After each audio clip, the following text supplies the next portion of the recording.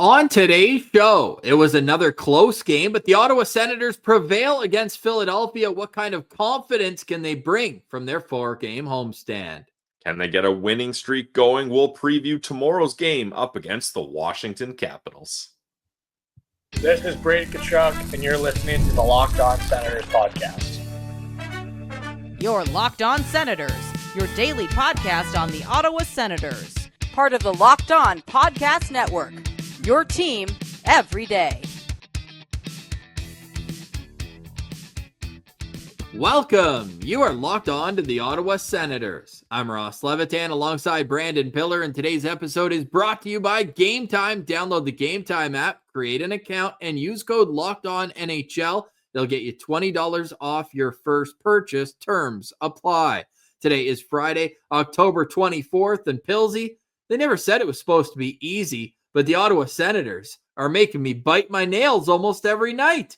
Yeah, I mean, their last four games have all been one-goal games, and you got a mix of everything here. The Seattle game, 4-3 shootout win. The Islanders game, tough 5-4 regulation loss. Anders Lee scores in the final minute. 3-2 overtime loss to the Edmonton Oilers, and then you get a 2-1 regulation win up against the Philadelphia Flyers. So the Ottawa Senators have had to find ways to stay in games, which, I mean, technically they are doing, but we got to find more ways to get the win in regulation like they did last night against Philly, even though it was a tough start. Tyson Forster scoring a goal, 31 seconds into the game, first shot of the game, and you're already down. But the Ottawa Senators find a way to come back, and then it's an uneventful third period where they hold on to that 2-1 lead. And just like I mentioned, Ross, the under looked good in that one, and it was a tight, low-scoring game.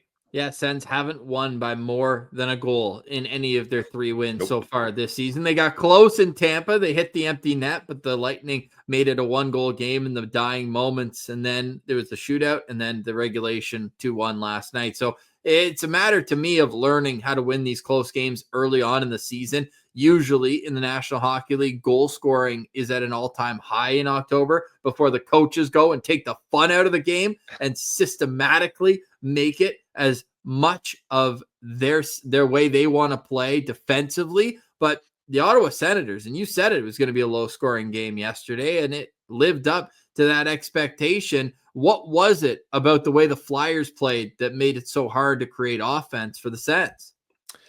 I just think the way Rick Tocchet has their team and play structured is a lot tighter than, let's say, the Edmonton Oilers. I think that's a good example. The Edmonton Oilers are fine with playing a run and gun type game because they know they've got those game breakers in McDavid and Draisaitl. Ironically, McDavid goal, Draisaitl assist. So they were able to take advantage of that in that 3-2 overtime win, where the Philadelphia Flyers, they don't really have that guy or any of those guys. Sure, you could look at Matvei Michkov. He's a guy that's going to break out and hopefully become one of those guys for the Flyers. But right now, they're relying more on who they are as a team rather than leaning on certain individuals to break games open. So what was it then that allowed Ottawa to get the win in last night's game? You got to look at Linus Ullmark, which I think is funny because if you would have asked a Sens fan 31 seconds into that game, what's going to be the cause for a win or a loss here? They would have said, well, Ullmark can't stop a single puck. First shot of the game, 31 seconds in, and we're already down 1-0 here. And then he turned it around and shut the door the rest of the game. Now, only 23 shots total, 22 saves. So it's not like he was under attack all night. But I mentioned too, the Philadelphia Flyers, a team that doesn't get a lot of shots per game. And we were worried that might cause problems for Ullmark because typically when there's not a lot of shots, he gets cold and then it's a quick one that scores. Well, he was cold off the start and then heated up the rest of the game. And he did have to make a few good saves. But I do think that the way Ullmark was able to play and bounce back in this game was a big reason why the Sens were able to win, because they were only able to muster 2 goals. And in my opinion, they didn't really get a lot of high danger scoring opportunities. I mean, they went 0 for 5 on the power play. And this is a power play that's supposed to really be the strength of this team, even without Brady Tkachuk. So going 0 for 5 like that and still being able to manage a 2-1 win, you got lucky there. I think that's fair to say. Like, it's not like the Senators dominated this game and really the deserved to win-o-meter was highly in their favor. Did they play better than the Flyers? Sure, but that's a team you should be able to beat, and I was hoping for a little bit more of a convincing win, to be honest. Yeah, that's fair, but hey, a win's a win, and 2 points in the bank is important. I'm not complaining. No, definitely not. And what I also liked is Ullmark settling into the game too, and he made a save on Travis Sanheim in the third period that was reminiscent of how the goal went in the first period. Tyson Forster shot from distance, no screen, made a great save on Sanheim with the glove, put a little extra on it. But I also thought the Senators were able to lullaby this game to sleep a little bit in the third period. There weren't a whole lot of high danger chances each way. There was that one play where it just hit Ullmark. He was laying on his ass in the crease, and it just hit him right in the stomach and stayed out. So that was really the only time where I was clenching my fist, where it's like, oh boy.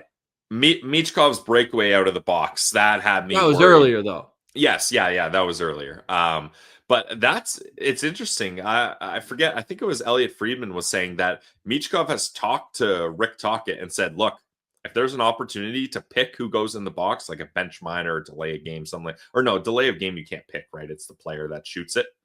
Yes, unless it's too many men. Right. Yeah. So if there's an opportunity where I can be chosen to go in the box, I want to be in the box. Well, he doesn't want to kill penalties.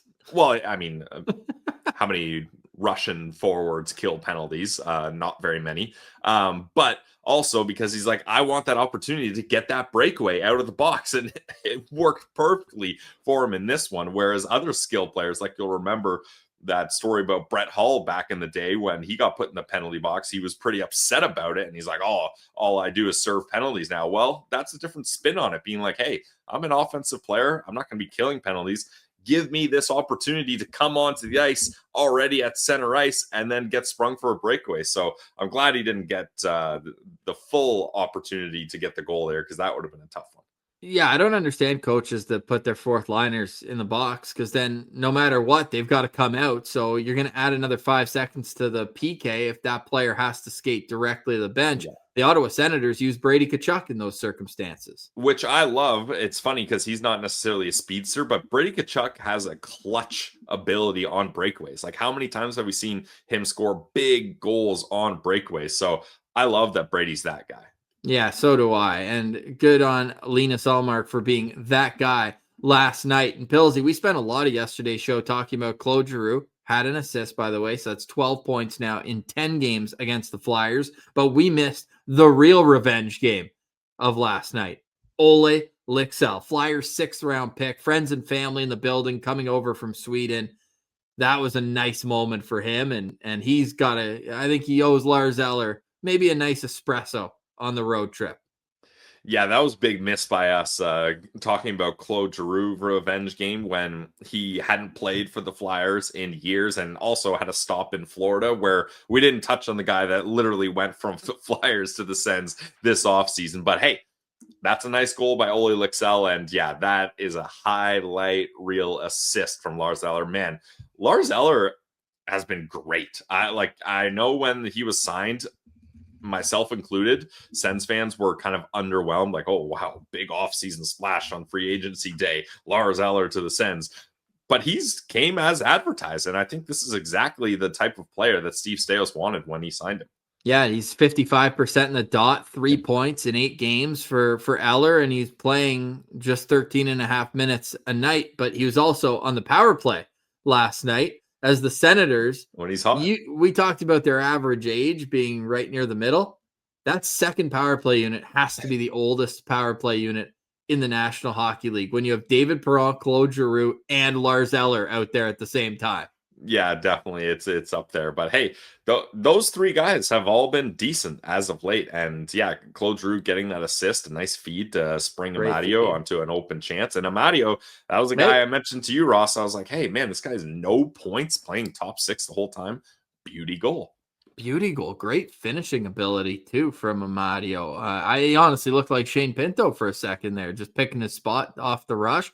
Great goal from that line. We also still love the line, the GCP line. Vibes are free at the GCP, because they were humming. Like, is that all Nick Cousins needed, was to move around in the lineup? Yeah, but what he doesn't need is to take undisciplined penalties, knocking the goalie down when He was entrapped. Yeah, I don't know. I didn't like that penalty there, but whatever. That line, I mean, they battled through it, and Ridley Gregg drew that penalty on Nick Seeler, pushing him into his own goalie. They got the right call there. So really happy with the way that line has played, and I would expect them to stay together when the Senators take on the Capitals in Washington. Full preview of that game coming up a little bit later on. We've got more on the other side, in particular, some coaching decisions. And one I agree with, another, we'll tell you about it next. You're listening to Locked On Senators, your team every day.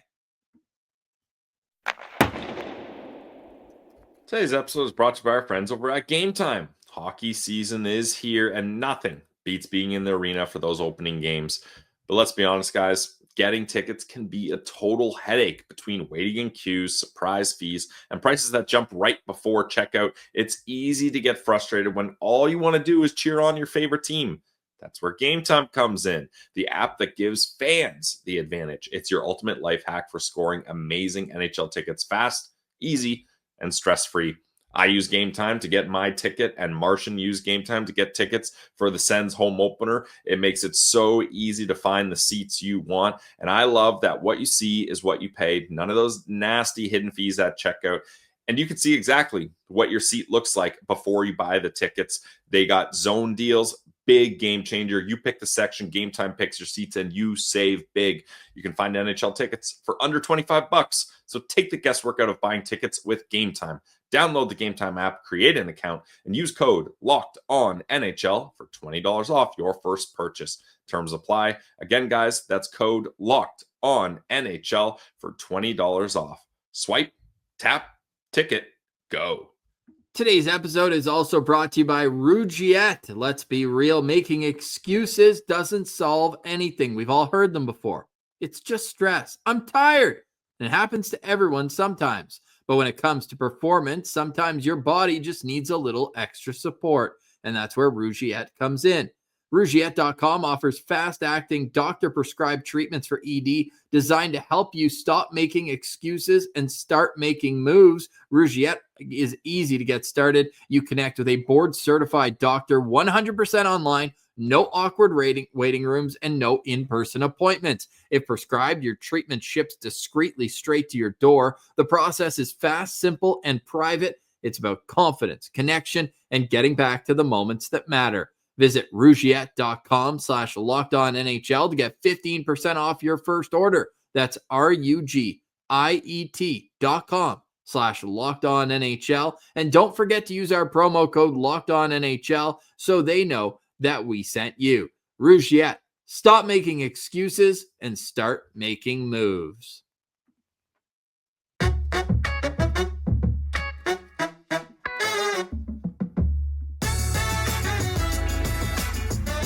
Welcome back, Locked On Senators. Please like and subscribe everywhere you get podcasts. We will have the postcast for you tomorrow when the Sens take on the reigning Eastern Conference champion Washington Capitals. More on that game later on and how the Capitals are going to be coming back home, but the Senators, they'll already be there. I want to discuss some of the lineup notes from last night's game, most notably with Lixell getting that game-winning goal, 5-on-5. It was the fourth line coming through.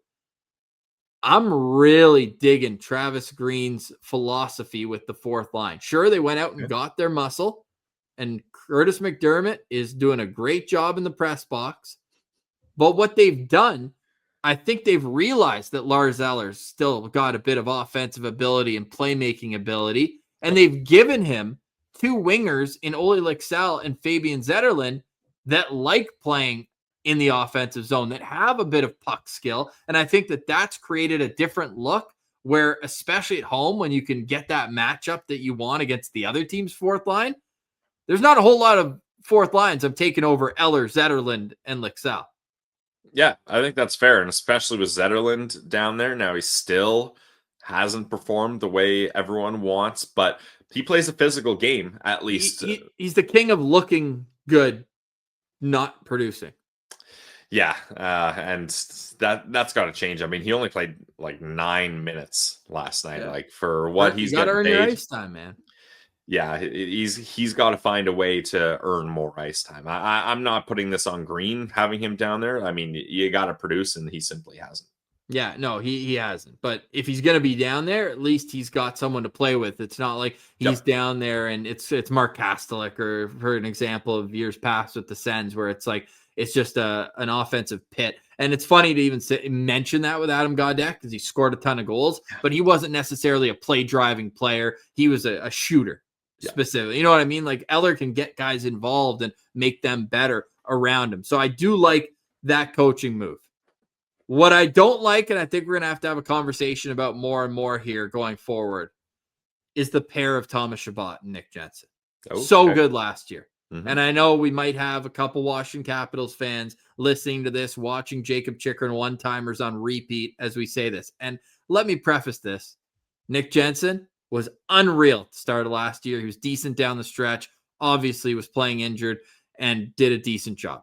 Yep. I don't know where his health is at percentage-wise right now, and I do think he's improved slightly from the worst part of his season. I would say 3, 4, 5 games ago was really tough to watch, but I think he's kind of dragging Shabby down with him right now. Shabby, I think he had a really good game in parts last night, but overall, just the way that he's breaking out of the zone and taking longer to make decisions again, and it just feels like, why not just try a different partner with Thomas Chabot? What partner would you like? Well, if you're asking me carte blanche, I'm with you in what you said the other day, where you go Spence with Sanderson for a little while, and then you go Chabot, Zub, and then Clevin, and either Jensen or Matt and Paolo. I'm okay with Jensen taking a couple of games off at this point. It wouldn't be, hey, we're sitting it down because it's a performance thing. It's, hey, you came back very early from a hip issue, and it's just not clicking just yet. But I don't think Travis Green's going to do that. I know it's a moot point in the conversation, but I do think there is a reasonable thought that maybe they go back to what they did in preseason, which would be Thomas Chabot with Nicholas Matt-Paolo. Okay, and then Spence short term, or Clevin Jensen. Clevin Jensen or Clevin Spence. I'm cool either way. The coach, and I'm very okay with this, he's not going to touch Sanderson Zub. It's one of the best shutdown pairs in the National Hockey League. There's just no reason to. You have something that works, it works. But look at last night in particular, Pillsy. We are DJ Smith levels of Thomas Chabot ice time. And we don't need to be there. We've outgrown that. Thomas Chabot does not need to be playing 26, 27 minutes a night. He just doesn't have to be. So I'm just confused. I'm a little bit disappointed, and it's the results aren't enough to merit the way that they've played as a whole. Their numbers were perfectly fine last night, but it's a little different at home against Philly as a second pair than on the road against Washington, who will get to their lineup. They are stacked in their top 9. Yeah, definitely two different styles of teams that I think you need to game plan differently for. And I agree. There's no reason in my mind that Sanderson and Zub shouldn't be the number one time on ice pair every single night. Like that they're just such a great pair. Sanderson is your best defenseman. Let's play them more. Yeah, let's play them more, and let's make sure that on the road it's quick shifts and you're not getting hemmed in your own zone, because this Capitals team, you're getting them on the second half of back-to-back. They're playing in Columbus tonight, so some of the stats that we're going to bring up with Washington could change. It's those early season roller coaster rides with the percentages and everything going up and down, but they are a very good team. And the way that their depth is built, you're going to have 3 pairs on the back end that can be out there defending whichever of their top 9 lines, their top 3 lines, top 9 forwards, because they are a complete wagon. And I know they haven't necessarily been unstoppable to start the season. They've been off to a good start, but they're a team where you have to be at your best. 5-2 record for the Washington Capitals. So the Sens are going to need a full team effort. Can they get it? Game day preview coming up at the end of the show. On the other side, Elliot Friedman just had his 32 thoughts written version, and our guy Kadri Sens is putting his tinfoil hat on. I'll let you know with what take and why I agree with it next. You're listening to Locked On Senators, your team every day.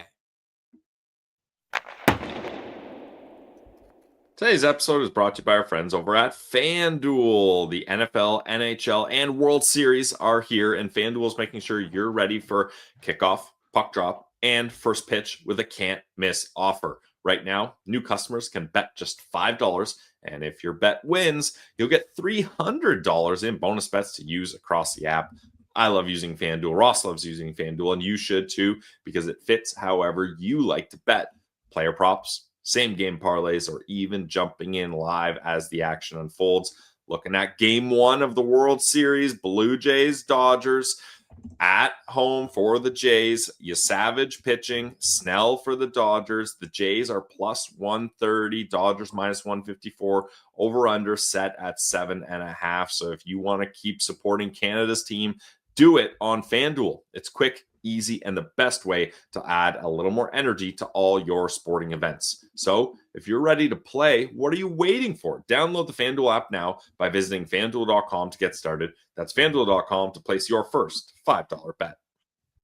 Today's episode is also brought to you by the GLEBE Central Pub. It's our pub in the heart of the Glebe at 779 Bank Street. And when you head there, let them know that Locked On Senators sent you. They got something every night of the week at the GCP. I'm talking live music every Saturday night, no cover ever. They've also got wing night on Monday. You know I'm a big wing guy, that honey garlic, delicious. Add a little hot sauce in there, and you're on the right track. Trivia night every Tuesday at the GLEBE Central Pub. And then, how about Thursdays? All about cheap tacos. Whether it's hockey, live music, you want to go watch the World Series, go watch it at the GLEBE Central Pub. Make the GLEBE Central Pub your home base and your go-to spot to get to and from the CTC round trip bus. $18. Tickets still available for October dates, Monday against Boston and next Thursday against the Calgary Flames, all Canadian matchup. Get your tickets on the GCP shuttle, $18, GLEBECentralPub.com. Make the GCP your home base because, as you know, the vibes are free at the GCP.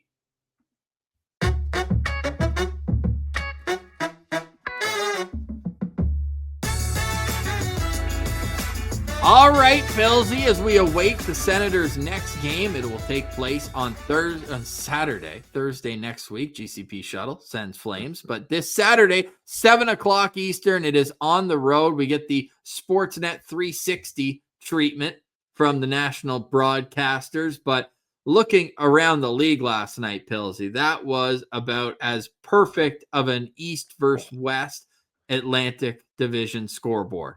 Yeah, I mean, we're scoreboard watching early in the season, but hey, the Ottawa Senators can use all the help they can get. And I think every single East versus West matchup favored the West. Well, let's do this. Who are you rooting for? Chicago or the Tampa Bay Lightning? Chicago. Well, good news. They scored with 54 seconds left to win in regulation. Okay. Nice. How about Montreal against Edmonton? Anyone but Montreal, so I'll go Edmonton. Good news. Edmonton scored with 1 minute and 9 seconds left to win in regulation. But it was the ref's fault, I heard, Ross. Always the ref's fault. Hey, Ducks Bruins. Who you rooting for there? Quack, quack. Oh, interesting. With 4.5 minutes left, the Ducks scored the go-ahead goal. They add an empty netter and win in regulation. This is pretty fun. How about the Florida Panthers taking on the Pittsburgh Penguins? Oh, man, Penguins. We've always been Penguins fans on this show. Always. Maybe that's a lie. But when they're playing an Atlantic Division team that will be competing with Ottawa, oh, yeah, we're rooting for the Penguins. Well, the Panthers brought it within a goal with 9 minutes left, and then Sidney Crosby scored a minute later. We've always been huge Sidney Crosby guys on this show, right? Yeah. Penguins win 5-3, and then maybe my favorite one. The New York Rangers at home allow the San Jose Sharks to win their first game of the season. Will Smith in overtime, 6-5, the final score. But no, that's actually not my favorite, Pillsy, because the Detroit Red Wings and all their fans that were all over me for my preseason takes, well, they lost to the Buffalo Sabres and then last night allowed a converted touchdown 7-2 loss to the New York Islanders. Wow. Yeah, that's What a night for the Atlantic Division. And Sens Lightning win 2-1. lose, Panthers lose, Bruins lose, Red Wings lose, and the Habs lose. Your Senators get 2 points. So it's not about how, it's how many. Yes. And the Sens got a lot of help on the out-of-town scoreboard in last night's game. Just 4 games in the National Hockey League tonight. Buffalo is taking on Toronto, so an all-Atlantic Division matchup there. My favorite game, the 1-win San Jose Sharks against the 1-loss New Jersey Devils. Devils are minus 375 favorites on FanDuel. Then we've got the Washington Capitals in Columbus. Let's root for that game to go to a 35-round shootout. Let's get Washington back home at 4 a.m. And then all-Canadian matchup between the Jets and the Calgary Flames. Before we get to our game day preview of Sens Capitals, I actually really like this thought process from Kadri Sens. Great follow on Twitter, Sens Central Citizen as well. And no, it's not about Nazem Kadri. The Sens aren't trading for Nazem Kadri, okay? Good. Let's get that right out of the way. They're not in the business of adding that salary and that term right now. But one of Elliot Friedman's notes was about the New York Rangers. They have requested, quote, good AHL prospects in exchange for 16th overall pick from 2021, Brennan Othmann.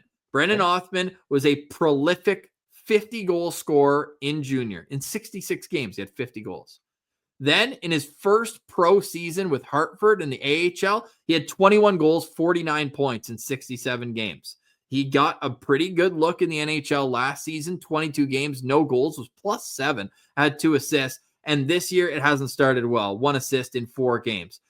Do you think, and this is where it gets really interesting, what Kadri Sens posted was, do you think there could be a situation here where maybe Tyler Boucher and Max Gannett go to the Rangers in exchange for Brennan Othmann? But what makes it very big-brained is that the reason why some said Ottawa had to take Ottawa or Boucher at 10th overall if they wanted him was that Chris Drury, still the GM still the GM. I got him and Danny Briere mixed up from their time in Buffalo playing, but still the GM of the Rangers.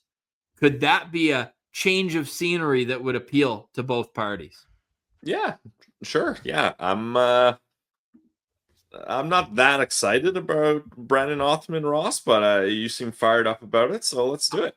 I just think that he's got the same sandpaper. I think the biggest contributor to this, and we hope Tyler Boucher has a long, healthy career, you would almost be playing a bit of the Norris Cousins thing too, where it's like you're trading a healthy guy for a guy who's had a lot of injury problems in the past.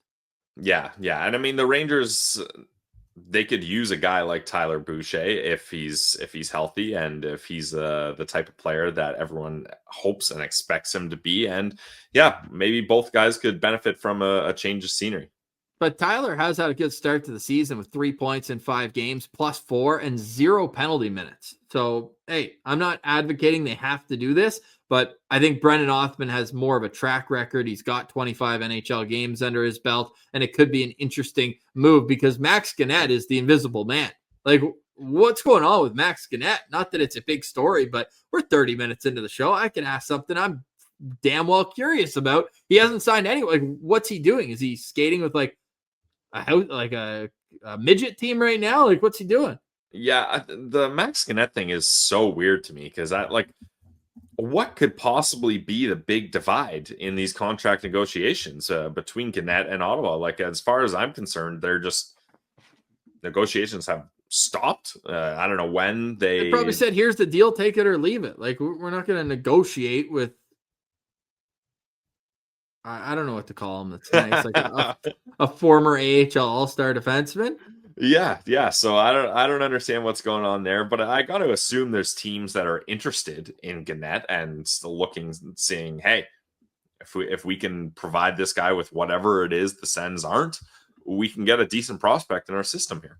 Yeah, I just tweeted out at Sens Central. Please let me know, where in the world is Max Gannett? Maxence Gannett, 2019 7th round pick. Hey, no matter what happens with Gannett, they got good value for the 7th round for a guy who's helped Belleville and played a few NHL games along the way. Can confirm he will not be in the lineup for Ottawa tomorrow night, but the Senators have a big game in front of them against the Washington Capitals. It's a day off for the Sens before that game, and here's how we expect them to line up, same as last night.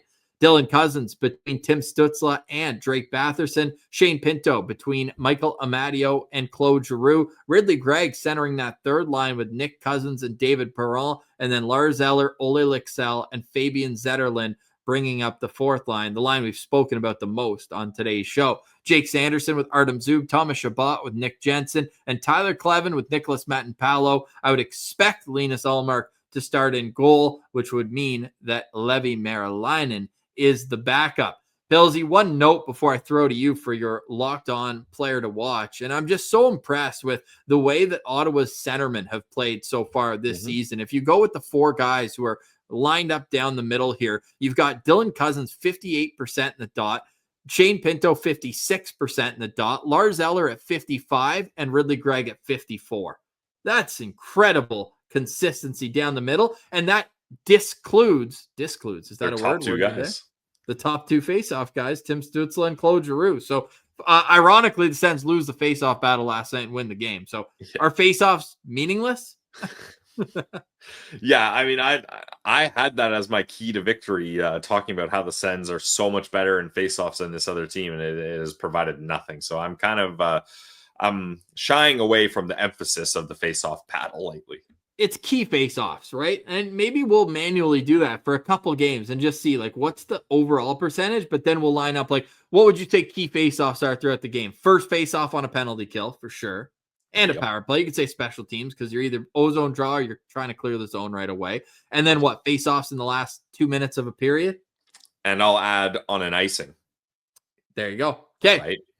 LOSB Stats Department has its work cut out for us on the weekend. Pillsy, your locked on player is? Well, last game I went with a veteran who was up against his old team, and it worked out. I'm going number 3, Nick Jensen, because we know, Ross, we know Travis Green is not going to make a change, especially after a win. So, all right, we've seen Nick Jensen. He's gotten better than the start of the season, but that was a low bar to step over. So let's see if he can continue to improve little by little, if that's what we need to happen here. He's with Thomas Chabot. He's going to play a lot here. It's a team he knows well in the Washington Capitals. The Chychrun acquisition by the Washington Capitals looks better and better as time goes on. They gave him that massive extension. Jacob Chychrun having a nice season so far before tonight's game up against the Columbus Blue Jackets in 7 games. He's got 3 goals, 3 assists, plus 7. So 3 goals in the last 4 games. Yeah, so Chychrun's working out in Washington. So let's see Nick Jensen remind everyone, hey, I was the player in return for that deal, and I still got something to prove here as well. Yeah, I like that for Nick Jensen. And the Senators and Capitals played 3 awesome games head-to-head last year. They were all right down to the wire. I was hoping they matched up in the playoffs because I thought that was a team that Ottawa really could handle. And look, maybe I'm still wrong about this, but I've got the fraud label on the Washington Capitals, and maybe a game preview up against them is not a good time to emphasize that. But I don't think this team is as good as the record has shown, and I think they're beatable. And the Ottawa Senators last year were able to be right with them in every single game.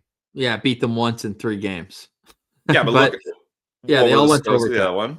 Yeah, it started out with a win or an OT loss January 16th, that 1-0 game where Ovechkin had the game winner in extra. Then they won 5-4 in overtime, Thomas Chabot on his birthday. And then on March 3rd, they lost 5-4 in a shootout. And that game in particular was the comeback kids. The Senators were down 3-0 in the second period. And then Giroux, Pinto. Then they give up the lead. And then they tie it back up. Brady Tkachuk with 1 minute and 8 seconds left in the game. And then they lose in the shootout. But my locked on player for Saturday's game, I think I might go back to this until he scores a goal. But it has to be Drake Batherson. I thought about that too. It has to be Drake Batherson. And this, remember I tried to set it up yesterday and be like, man, Sens are good against Philly. Like I'm sure Batherson's good against him. Turns out he had terrible career numbers. Well, I can confirm that Washington is a team he does play very well against. 7 goals, 11 points in 13 games in his career. So I will be locked on to Drake Batherson, looking to get that 1 or 2 in the goal column. That's my guy. Yeah, I'd like to see Batherson get a goal. He wasn't really that active in last night's game, so I think, again, it's going to take him some time coming back from injury, but look, he's on that top line with Stützle and Cousins, like on the top power play. The opportunities are there, and the Sens had 5 power play opportunities last night. Like, let's get things cooking here for Drake. Yes, the power play would be great to see. Dylan Cousins doing a lot of his work on the power play this season as well, point-wise. So, you know what? I like that, but I'm going to go more 5-on-5. I want to see that line carry its weight at 5-on-5 because, again, you're going up against a very good team that everyone thinks is good except for Brandon Piller from Locked On Senators. When it comes to the power play, the Washington Capitals, they're 24th in the league right now, clicking at just over 18%. To put that in perspective, Ottawa is up at 14th, but where things are drastically different is actually not that drastic. I was gonna catch you before you got it. The Washington Capitals PK is not that great either. 25th at 70.6. So you're saying win the special teams battle?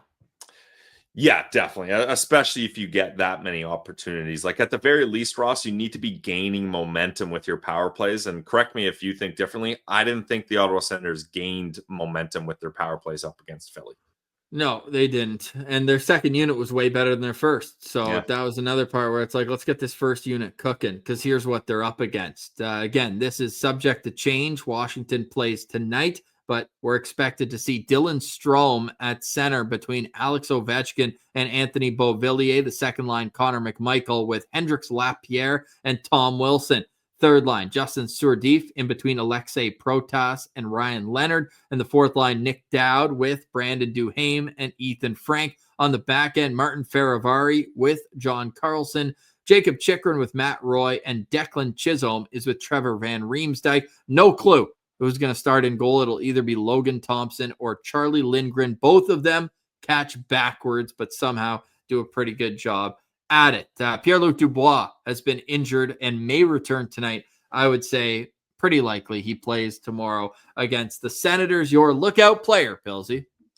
My lookout player is going to be the guy that leads the Washington Capitals in points. And no, it's not Alex Ovechkin. It's Tom Wilson in 7 games, 4 goals, 6 assists, 10 points. 2 of those goals on the power play. He's shooting at a 23.5% clip right now. And with no Brady Tkachuk in the lineup, the Ottawa Senators are going to have to find a way to match up against this power forward. Say what you want about Tom Wilson. This guy is a dominant force out there on the ice, and he's got the skill to back up his physicality as well. So that's going to be tough for the Sens to find a way to handle him. He's a very, very good player, and they don't have Brady, but they do have the kind of team toughness aspect. But yeah, you can't let Tom run around out there. I was between 2 for this one. They're line mates, and everyone knows you got to look out for Alex Ovechkin, and I am nervous that he has 1 goal on the season. That feels a little low for Alex Ovechkin at this point of the season. He dominates Ottawa with 64 points in 60 games. He scored a lot of milestone goals against the Sens, but there's no milestones in sight right now for Ovechkin. I don't think that he's going to get to 900. Oh my God, he might. Ross, what'd you just set up here? Oh my goodness. And it is a milestone game for Alex Ovechkin against Ottawa. He will be playing tonight in his 1,499th game. On tomorrow will be his 1,500th career game. And he's 2 goals away from 900 in his career. What was it? The 500th goal he got against Ottawa? Yeah, I think it was 500. Against Hammond, right? I don't remember the goalie, but yeah, he did. 500th goal. January 10th, 2016. So we're 10 years later almost. Yeah. Wow. And now Good. Ovi could get his 900th against Ottawa. Yeah, you set that up perfectly. Oh, No, man, I that's set that gonna up happen. horribly. I'm actually so upset with myself. I should have just kept with the lookout player that I wanted to do, which is, I think I messed it up as well. Whatever. We're always right on the show. Just ask Brady Tkachuk. I've been calling him Ryan Strome. Ryan Strome plays for the Ducks. Dylan Strome, much better. My lookout player. Very, very talented. He had 3 straight multi-point games, including a 4-point game and a 5-1 win against Minnesota. Into tonight's game against Columbus, he's riding a 4-game point streak where he's got 9 points in 4 games. So you want to look out for Dylan Strome when he's out there. Did he have maybe one of the more undercover point per game seasons last year? Got 82 and 82. Yeah, absolutely. And he's one of those guys, like the Washington Capitals have found ways to bring talented players to their team and find a resurgence in them. Like, I think a lot of people wrote him off, or at least didn't think he was going to reach the potential that when he was drafted. Like, wasn't he top 5 by the Coyotes? Yeah, he was the 3rd overall pick, wasn't he? Right before Marner. Yeah, right. I know he was in that range. I think it went McDavid, Eichel, and then Dylan Strome. Yeah. So, but things weren't working out for him, and then he gets to Washington, and I mean, when Kyle Turris story. Yeah, when you're centering the greatest goal scorer of all time, that should help out your point totals. But you got to credit Strome. He's really found a way to get back into a position where he's now the number 1 center on this team. Even when Pierre-Luc Dubois is healthy, Strome's their guy. Yeah, he's a stud, and it's going to be a tough game tomorrow night. The Senators will know that the postcast will be live after the game, though, so they can't let us down. They can't do it, Pilsy. Nope, can't. Final thoughts on today's show. Final thoughts for me is it's a big weekend for the Belleville Senators. Back-to-back games, both in Toronto up against the Toronto Marlies. Those are always wild games. Usually the over hits and it's back and forth scoring. So the Belleville Senators finally won their first game of the season up against Laval. I'm hoping for a split, Ross, this weekend. I think that would do a lot to boost morale. And Mad Sogard likely going to get one of those starts. Let's see him get a confidence boost as well. Levy just got his boost, and then Hunter Shepard's going to have to play the other game. We need goaltending in this franchise to start providing teams with opportunities to win, like Linus Ullmark has done recently. So let's see a nice weekend for the Belleville Senators. Yeah, and I'm sorry, I'm still in my head about the Ovechkin stat. The guy's going to be playing his 1,500th career game, and he's 2 goals away from 900 in his career. That's just brutal. But I like your thoughts on Belleville, the Marlies, and them. Obviously, when they play hockey, is secondary to trying to one up each other physically. So this is going to be, I think, a great. Not like Laval isn't, but when you have 2 games head-to-head against the same team, I think this is going to be a really fun weekend to watch how Carter Yakimchuk can get himself into the mix, playing the back-to-back, getting the real feel of an AHL schedule where you've got the Wednesday and then the 2 games on the weekend. It's going to be fun to see, and we'll be tracking that over at Sens Central. Next time we chat, we'll be in the postcast tomorrow. In the meantime, you can find us on social media at Sens Central on Twitter, LockedOn.Senators on Instagram. Show is free and available everywhere you get podcasts, including on YouTube. Shout out to the everydayers who make us your first listen each and every day. Those 5-star reviews go a long way to helping the show grow as well. For Brandon Piller, I'm Ross Levitan. This has been another edition of the Locked On Senators podcast, your team every day.